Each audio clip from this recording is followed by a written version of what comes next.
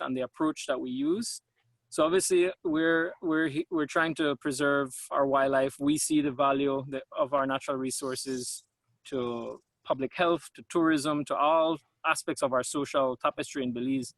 But to someone on the ground that is, just trying to raise a few head of cattle to feed their family, it's very hard for them to listen to a conversation where you're asking them to save a jaguar or let it be when it's a direct threat to their livelihood. So another thing I'll be sending you all is a wonderful and effective and very easy to follow calendar that was initially developed by Panthera. They're the very prominent wildcat preservation NGO founded in New York, but they work pretty much all over the world with all the big cats.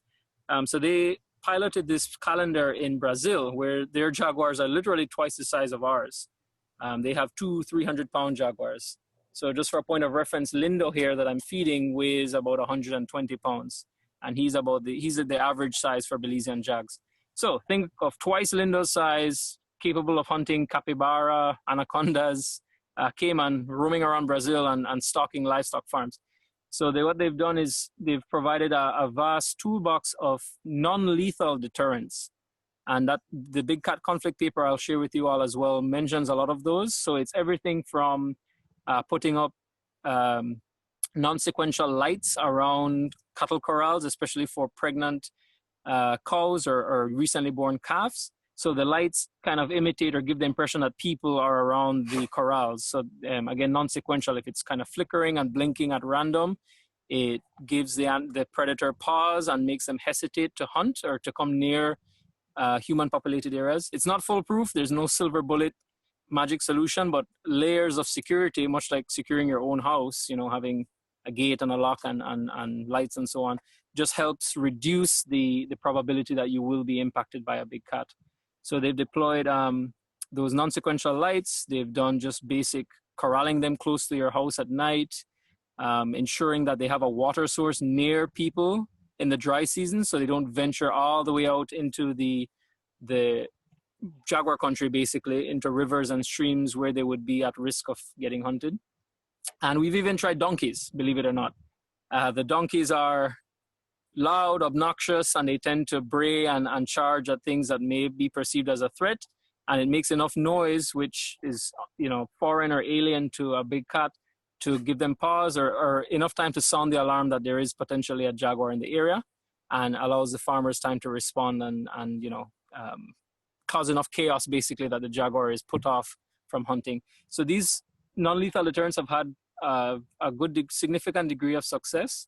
And they've encouraged farmers to, again, not pull out the shotgun, but use these measures, even electric fences, let me add that one in, just a minor voltage enough to, again, irritate anything rubbing against it and put them off.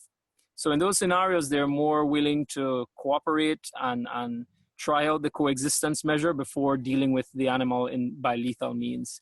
And that gives us time to spin, pre-corona, pre-pandemic, it would give an opportunity to look at a tourism factor. So there are large ranches that have now become like B&Bs, and they can boast, hey, look, we have a jaguar that roams right on our doorstep, come live in jaguar country.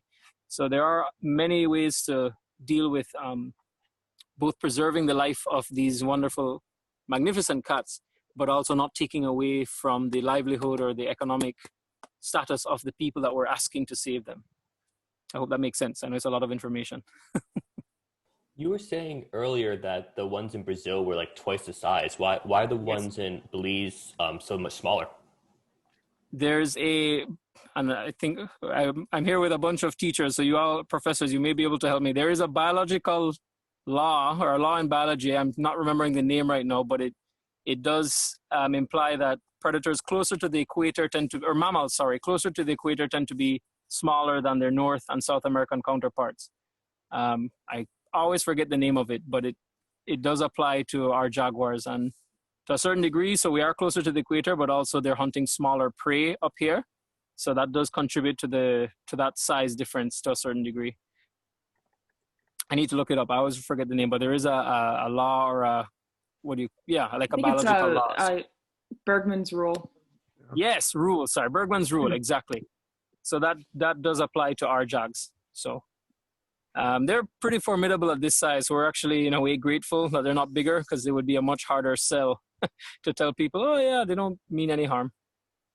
Right, Lindo? How old are most of the jaguars that you have? That's a very good question. So, as I mentioned, we have 15 of them in our care at the moment.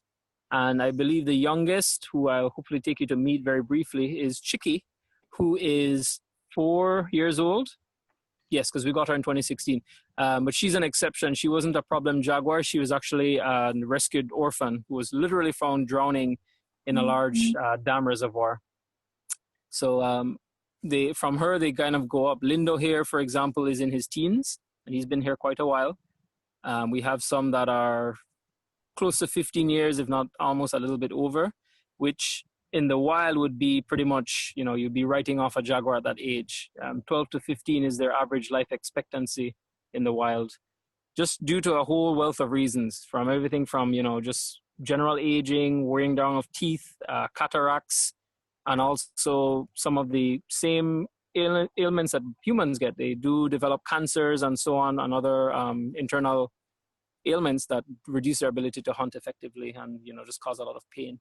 So without proper vet care, they don't typically live past 15 years in the wild. In captivity, though, the oldest jaguar we have had in our care since the zoo started was 23 when he passed away.